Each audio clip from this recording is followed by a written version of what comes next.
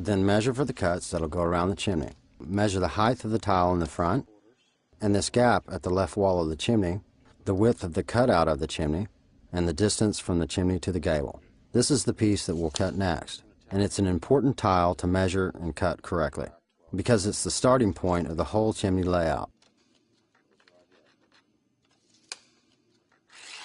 That was the one below. So my chimney is 12 inches from the gable.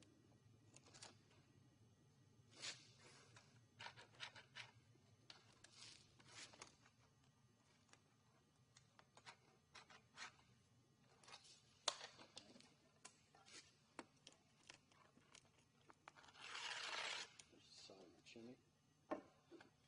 I know it's 9.5 inches up.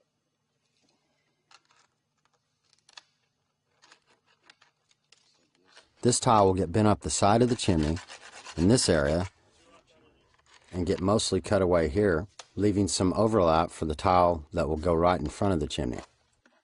There's the gable side cut line. There's the cutaway.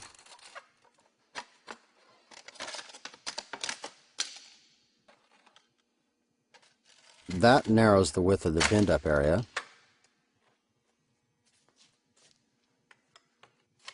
There's the bend up.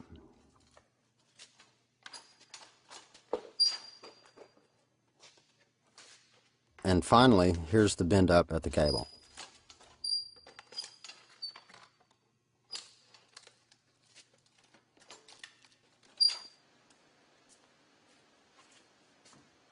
This is a pretty good fit. And now we can use this tile to set up the first mark on the tile that will go here.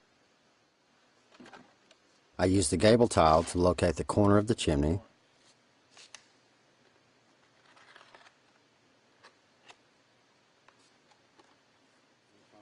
And I measure for the cutout, which is where this thing will slip in around the chimney. I cut it to a length that leaves about 6 inches on each end so that the joining tiles on the side of the chimney will have something to lap over. Now we need to use the top course bender. This time we're going to bend before we cut. I'll show you why we do it in this sequence later, when I'm cutting tile for the ridge course.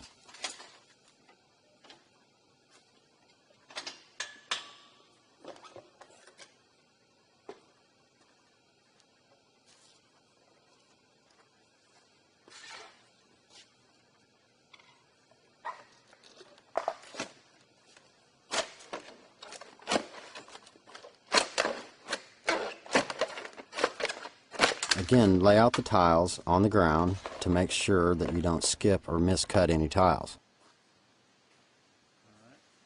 You can limit waste by using the other half of a previously cut tile, as long as you still have a factory edge to work with. All these panels that get laid between the chimney and the gable have to be bent up on both sides.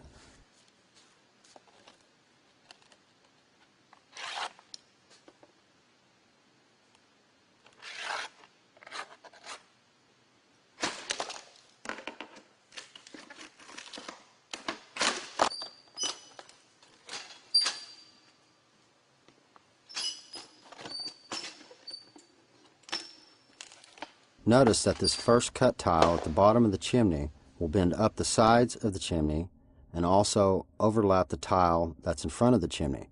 For cosmetics, cut the panel where the factory seam would be.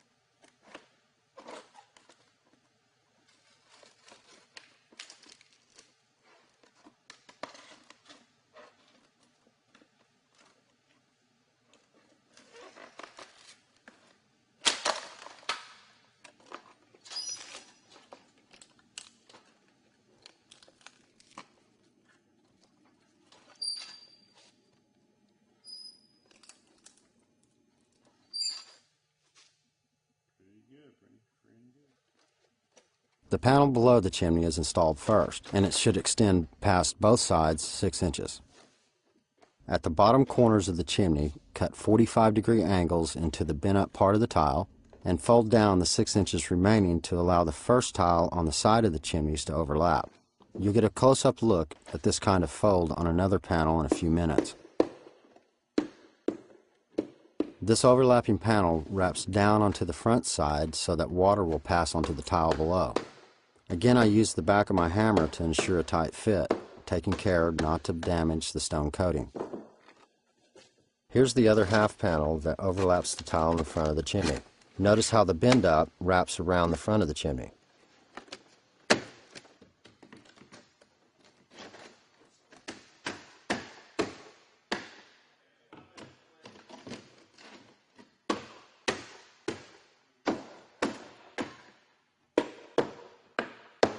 Don't be too concerned with the looks of the bend up at the gable.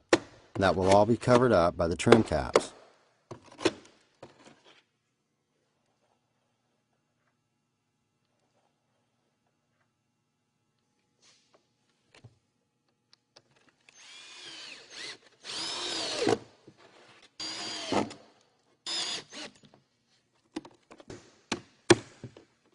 It's important not to put a relief cut in the nose of these tiles, or any tiles other than the valley cuts, because this will create an entry for water.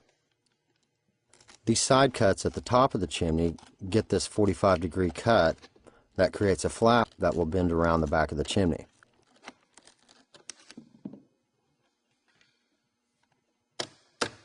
This remaining top portion flattens down to the deck to allow the back chimney flashing to overlap 6 inches onto the tile.